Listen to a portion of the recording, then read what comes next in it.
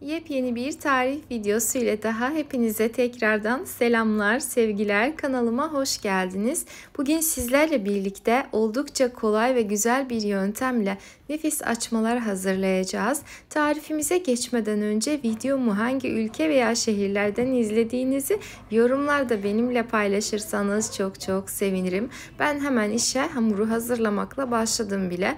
Öncelikle 4 su bardağı kadar unu uygun bir yoğurma kasesinin içerisine alarak üzerine bir silme tatlı kaşığı olacak şekilde kuru maya, bir silme kaşık tuz ve bir dolu kaşık da yine tatlı kaşığı olacak şekilde toz şeker ekledim. Tuz ve şeker dengesi özellikle açma tariflerinde çok önemli. O yüzden şeker ilavesi yapmayı da kesinlikle ihmal etmeyin derim. Hemen peşinden son aşamada üzerine azar azar ılık süt ilavesi yaparak karıştırmaya başlıyorum. Toplamda 1 su bardağı artı diğer su bardağından bir parmak eksik kadar, yani 2 su bardağından birazcık eksik kadar süt kullandım. Yine de sizler mutlaka kontrollü davranmayı ihmal etmeyiniz. İstediğim kıvama gelene kadar kaşıkla karıştırdım. Ardından kaşığı çıkartarak elimle yoğurmaya devam ettim.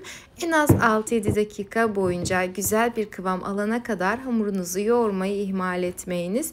Hamuru tekrar tezgaha aldım. Birazcık da tezgahta yoğurduktan sonra böyle güzelce şekillendirip ardından bir hamur kartı yardımıyla eşit ölçülerde kesiyorum.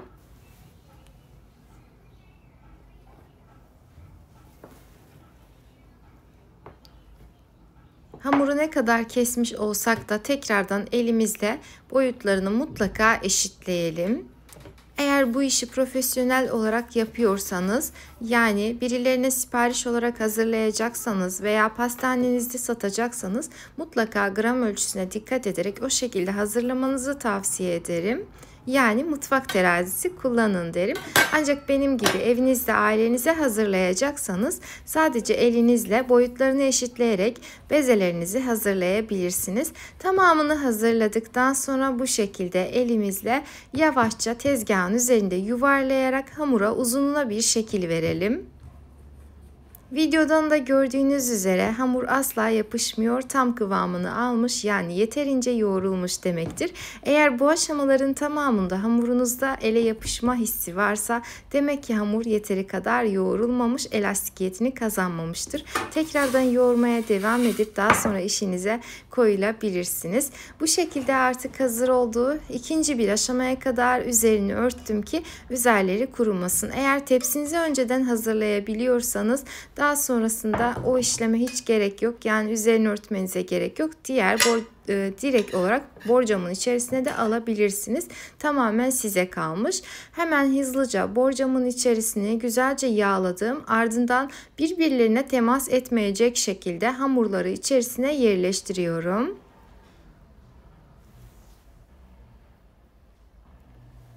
Ben toplamda 100 gram kadar tereyağı ve 100 mililitre kadarsa sıvı yağ kullanarak yağımı hazırlamıştım. Önceden yağın hazırlanmasını göstermedim, ancak tereyağını erittikten sonra ben genelde mutlaka olarak yağın üzerindeki köpüğünü ve altındaki ayranını alıp o şekilde kullanmayı tercih ediyorum. Özellikle bu şekilde dinlenecek hamurlarda tereyağının üzerindeki köpük hamurun üzerine birikerek kuruma yapabilir, açarken sıkıntı oluşturabilir veya piştikten sonra üzerinde yanıklar oluşturabiliyor.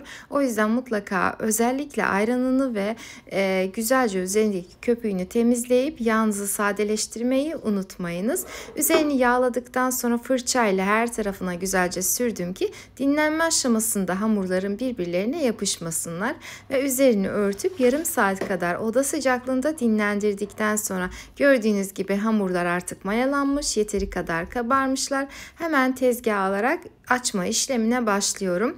Ancak hava soğuk ise, yani şu anda ben bu videoyu yaz aylarında çekiyorum. Hava çok sıcak ve mayası hızlıca geldi ve güzelce kabarmış oldu. Ancak dediğim gibi hava soğuk ise, kış aylarındaysanız birazcık daha bekleme süresini uzun tutabilirsiniz. Hamuru yeteri kadar açtıktan sonra üzerine kaşar peyniri serpiştirdim. Dilediğiniz iç malzemeyi kullanabilirsiniz. Tamamen size kalmış. Ben özellikle bu tarz açmalara kaşar peynirine çok yakıştırdığım için bu şekilde hazırlamayı tercih ettim. Güzelce kapatıyorum ve elimle şöyle biraz salladıktan sonra biraz hamuru burgu şeklini veriyorum. Yani üzeri desenli olsun diye. Daha sonra ise videoda gördüğünüz şekilde ikiye ve birbirine kıvırdım. Böyle bir şekil aldı. Bence de güzel oldu. Hemen hızlıca yağlı fırın kağıdı serilmiş fırın tepsisine aldım ve diğer hamurlarımın tamamına da aynı işlemi uygulamaya devam ediyorum.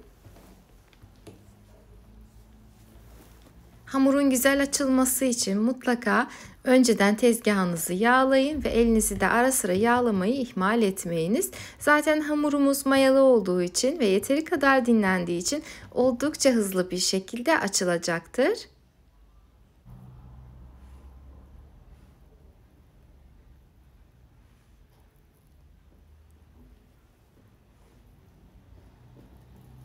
Bu arada eğer videomu buraya kadar izlediyseniz yoruma bir emoji de olsa bırakırsanız çok çok sevinirim.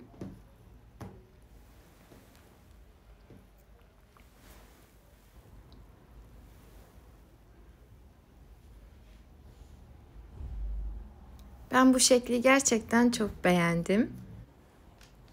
İsterseniz klasik açma şeklinde verebilirsiniz. Tamamen size kalmış.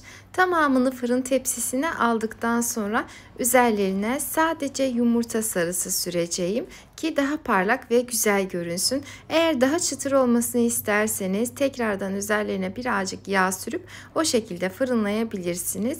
Eğer daha da yumuşak olmasını isterseniz süt ve yumurta karışımı veya yoğurt ve yumurta karışımını da kullanabilirsiniz. Ben dediğim gibi sadece daha parlak olmasını istediğim için bu şekilde yumurta sarısı sürmeyi tercih ettim. Ve önceden ısıtılmış 180 derece fırında üzeri ve altı nar gibi kızarana kadar pişirdim. Hemen işlerimi bitirmek istediğim için böyle sıcak sıcak sizlere de göstermek istedim. Elimi yaka yaka böyle gösterdim. Gördüğünüz gibi şekli çok güzel olmuş. Ben gerçekten hem lezzetini çok beğendim hem de görüntüsünü beğendim. Eminim sizler de denedikten sonra çok çok beğeneceksiniz. Özellikle hamurun lezzeti çok çok güzeldi. Bu şeker tuz dengesini iyi ayarlayabilmek gerçekten bu gibi tariflerde çok çok önemli. Tarife birebir uyarsanız eminim benim hazırladıklarımdan çok daha güzellerini hazırlayıp ailenize ve sevdiklerinize bir ziyafet yaşatmış olursunuz.